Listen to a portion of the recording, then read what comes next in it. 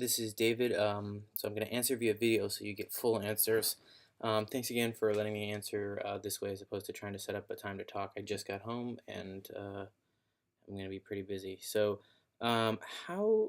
So this is the first time I've looked at your questions. So these are my earnest sort of first reactions. How we consume news today in the states, and or in other countries. So this is a really good question, and in truth, I don't know 100%. There's a lot of people that have done a lot of research on this. I would say, though, that people consume news differently based on what circumstances they're in or what context they're in. So somebody who is on their phone might be in a different mindset than when they're on an iPad or when they're at their desk looking at a computer or when they're at home watching TV, right? And it's the same person. So it's not like there's different people who only use mobile and different people who only use desktop, etc. It's the same people, just in different circumstances of their lives. Your second question. Journalists are obsessed with the future of media, but not necessarily with the future of media consumption. Is this an interesting debate? Why? That's actually a really good point, and I think it's a fair point to some degree. And I do think that journalists, news people need to focus on, as you say, the future of media consumption because it's the natural behaviors and natural habits of people that we have to figure out and build our products for that, right? Rather than focusing on what we think is important and trying to bring people to us, we should figure out what they're doing, what are their natural habits, and do things for them. Your third question. Your blog says journalism is not a product, it is a process. What is the process of journalism? It's a good question. So I do say that journalism is a process, not a product. The product is something like a newspaper or, that sort of end experience. The process is collecting information, filtering that information, and distributing that information. So I think of it as a three-step process with the understanding that that information that is collected, filtered, and distributed is true and accurate to the best of your ability, collected in an ethical way. So there's a lot of extra sort of layers that we can put on, but it's really collecting, filtering, and distributing information. That's the process of journalism. What do you think about this idea? Digital technologies are changing the way we get related to time and space. The news format and its delivery through different media platforms are considering this change. I'm not 100% sure what it is that you're asking. I think you're talking about this idea that people are a little bit more in control of the time and space in which they get news. Um, yeah, I'm not really sure how to answer that. I'm sorry. Number 5, media companies are technology companies. Why? What are they selling to audiences? So what I often say is that technology companies are media companies, right? So if you think about technology companies, you're looking at this on a tech company. Vimeo is probably well uploaded, but it's media, right? Facebook is communication, it's media. Twitter is media. All these technology companies are media as well, and so I think that media companies need to become a little bit more like technology companies because technology and communication, which journalism organizations, media organizations are in the business of communication, of that distributing of information, relies on technology. So they're selling information and communication, but the way to do that now is through technology. Please tell me about Circa and the difference with AJ Plus. So Circa and AJ Plus are similar in the respects that they do have this idea of stories that live, that continue and persist through time.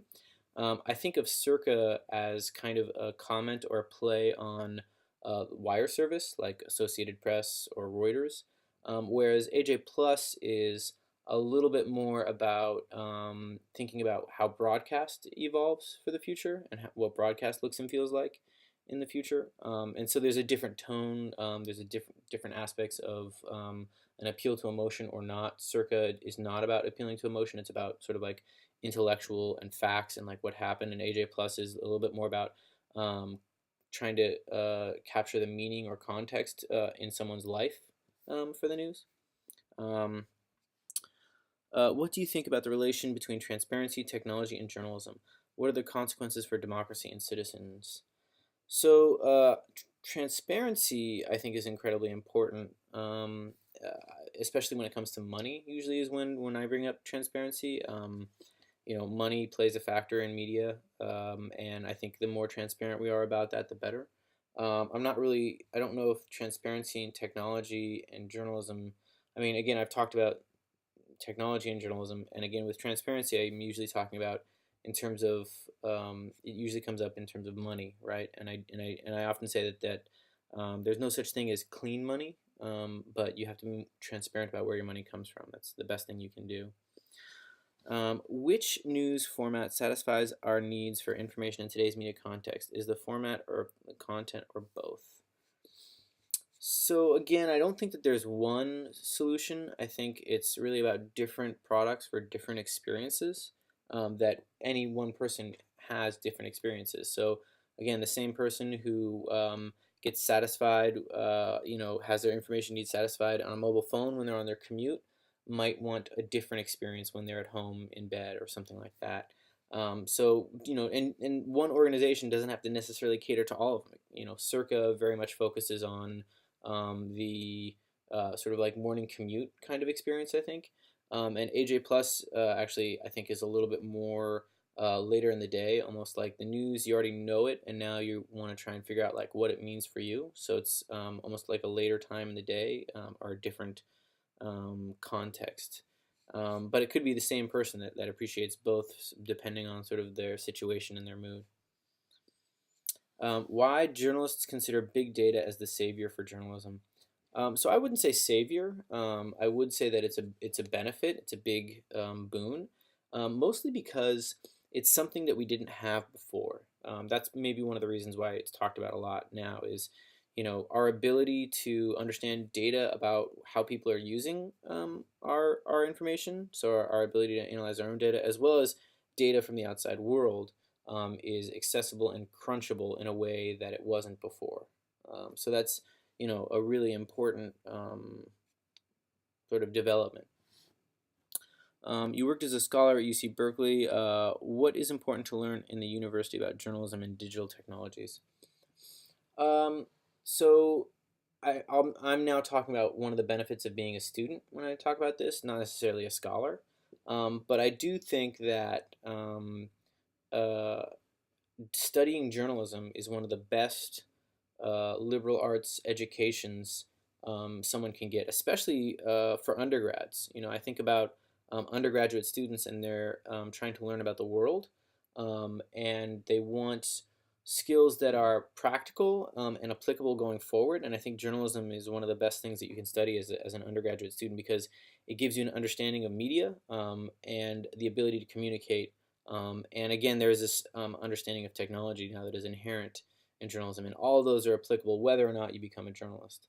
So that's one of the things that I think is great about sort of journalism in a university setting for the students. Why is it important to create apps to access the news in the media and app-saturated environment? Again, I'm not 100% sure if I understand the question. Create apps to access the news in a media and app-saturated environment. So, I would say this, apps are great in terms of, the phone is a very intimate object. It's something that is with you at all times, pretty much. And so to have an app on that people use is really, from a news organization's perspective, that's really powerful. That's really, important to be able to say that we're on somebody's home screen on their phone, right? That's not something that's taken lightly, so to speak. And that's one of the reasons why it's important is because it's a way for a news organization to not, I don't want to say encroach, but to be part of somebody's personal life because the phone is a very personal item. News and resources to socialize with others, but now based on fragments or short pieces of news to understand our social world.